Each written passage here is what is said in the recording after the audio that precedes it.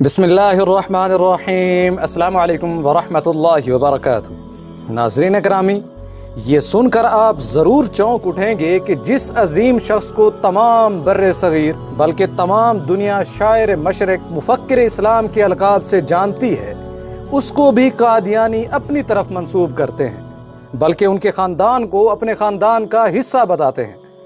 आप में से जिस किसी को भी बर्रे सगीर में मौजूदा अहमदियत की तारीख से ज़र्रा भी मुनासबत है, वो बखूबी जानता है कि इकबाल जैसे अजीम शायर के अक़वाल को किसी तरह अहमदी अपनी तईद व हिमायत में पेश करते हैं और अनजान लोगों को बेवकूफ़ बनाते हैं। जी हाँ नाजरीन, आज की इस वीडियो में हम तमाम हवालों के साथ आपके सामने कादियानियों की इस प्रोपेगेंडे को बेनकाब करेंगे। नाजरीन करामी, आगा शोरश काश्मीरी रहमतुल्लाह अलैह बर्रे सगीर पाक व हिंद के मशहूर मुसन्निफ व मुअल्लिफ थे। फरमाते हैं, उनके दौर में अहमदियत अल्लामा इकबाल की नज़र में के ज़ेरे उन्वान अब्दुल मालिक खान नाज़िर इस्लाह व इरशाद ने एक किताबचा मुरत्तब किया। ये अब्दुल मालिक सदर अंजुमन अहमदिया पाकिस्तान रबवा के ओहदे पर फैज रहे। इस किताबचे का सरवरक नुसरत आर्ट प्रेस रबवा में छपा, जिसको नज़ारत इशाअत ने ज़ियाउल इस्लाम प्रेस रबवा से छपवा कर शाये किया और खुफिया तौर पर सेकुलर किस्म के खास और सादा दिल अवाम में तकसीम किया गया या डाक के जरिए भिजवाया गया। मजमून के सफ़हात 14 थे।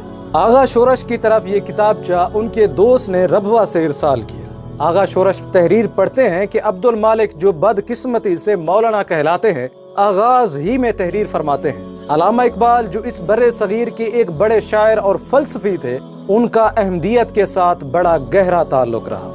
कब और कहां ये तक भी तहरीर में मौजूद ना था। मजीद लिखा कि उनके खानदान के कई अफराद ने अहमदियत को कबूल किया। उनके वालिद मरहूम अहमदी थे, उनके बड़े भाई शेख अता मोहम्मद अहमदी थे, उनके इकलौते भतीजे अहमदी थे। अल्लामा मसूफ ने अपने वसीयत नामा में उनको अपने नाबालिग बच्चों के औलिया की फहरिस्त में शामिल किया। आगा शोरश इसका जवाब देते हुए फरमाते हैं, ये सब झूठ पर मबनी महज एक मन घड़त रिवायत है। ये बात इससे पहले कादियानी उम्मत ने कभी इंकिशाफ ना की। जब अल्लामा इकबाल ने मिर्जा की उम्मत से मुताल्लिक मार्काए आरा मज़ामीन लिखे और उन्हें इस्लाम का गद्दार, कुरान की रो से मुर्तद करार दिया, बल्कि उनके वाजिबुल कत्ल होने का इजहार किया, उस वक़्त भी कादियानियों ने इजहार ना किया।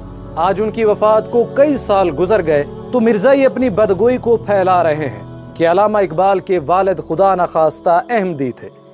नाजरीन, इसका तारीखी पस मंजर क्या है, चले पहले वो देख लेते हैं। अगर अल्लामा इकबाल के भाई अता मोहम्मद अहमदी होते तो सियालकोट के मुसलमान उन्हें कभी भी इमाम अली उल हक कब्रिस्तान में दफन न होने देते। उनका इंतकाल अल्लामा की वफात के 3 साल बाद 1940 में हुआ। इसी तरह अल्लामा इकबाल की मैयत मिर्जाई कादियान ले जाते, अखबारों में गलगला करते, उनकी दुख्तर फरखंदा अख्तर सूफी नज़ीर अहमद के यहाँ न बयाही जाती। वो अहमदी होकर गैर अहमदी के साथ अपनी बेटी बयाते तो मिर्जा बशीरुद्दीन उनसे बैकाट की तहरीक चलाता, उनसे जवाब तलबी की जाती। उनकी वफात पर जनाजा कोई मिर्जाई पढ़ा था। न जाने मिर्जाई अपनी इस बेहुदा गोई से क्या हासिल करना चाहते हैं।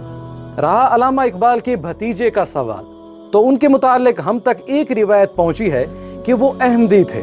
उनके अहमदी होने का सबब सर जफरुल्लाह खान था, जो उनकी मुलाजमत और उसमें तरक्की का जीना था। वो इनके जाल का शिकार हो गए, लेकिन अब भी ये कहा जाता है कि उसने तौबा कर ली है और अहमदियत से मुतनफ़िर है।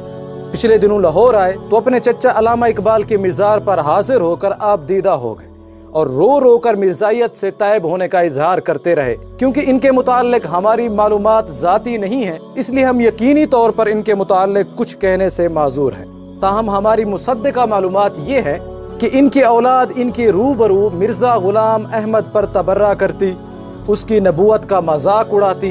यही मामला उनकी बेगम साहिबा का है, वो भी मिर्जा गुलाम अहमद और उनके जानशीनों को मस्खरा करार देती।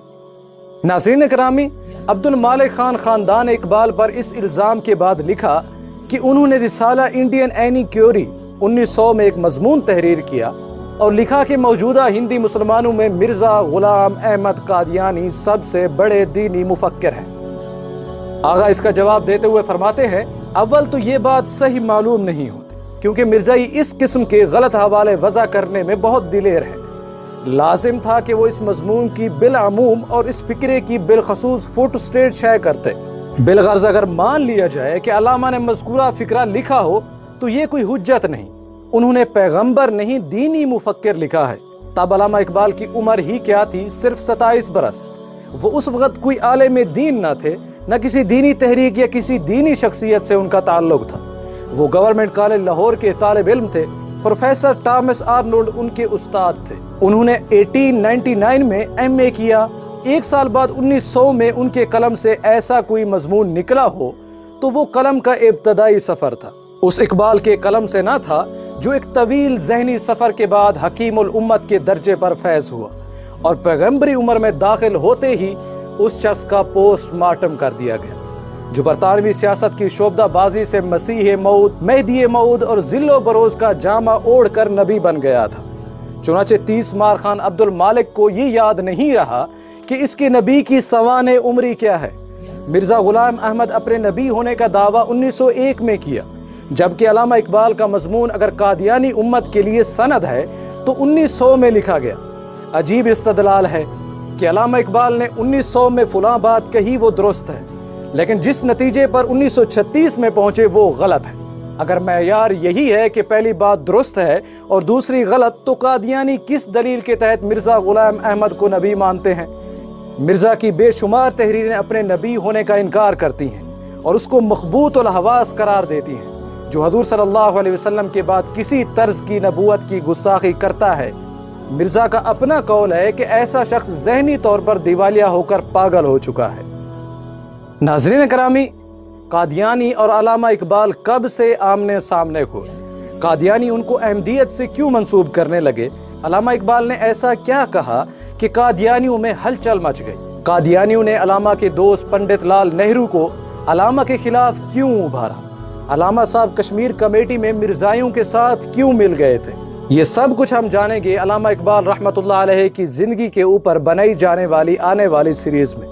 دعا کرتے ہیں کہ اللہ تعالی ہمیں دین حق کی صحیح سمجھ عطا فرمائے اور ہمیں اس پر استقامت عطا فرمائے۔ اس ویڈیو کے بارے میں کمنٹ سیکشن میں اپنی رائے کا اظہار ضرور کریں۔ امید کرتے ہیں کہ یہ ویڈیو آپ کے علم میں اضافے کا سبب بنی ہوگی۔ اگر یہ ویڈیو آپ کو اچھی لگی تو اسے لائک کریں اور شیئر بھی کر دیں۔ ملتے ہیں ایک نئے ویڈیو کے ساتھ، تب تک کے لیے اجازت دیں۔ السلام علیکم ورحمۃ اللہ وبرکاتہ۔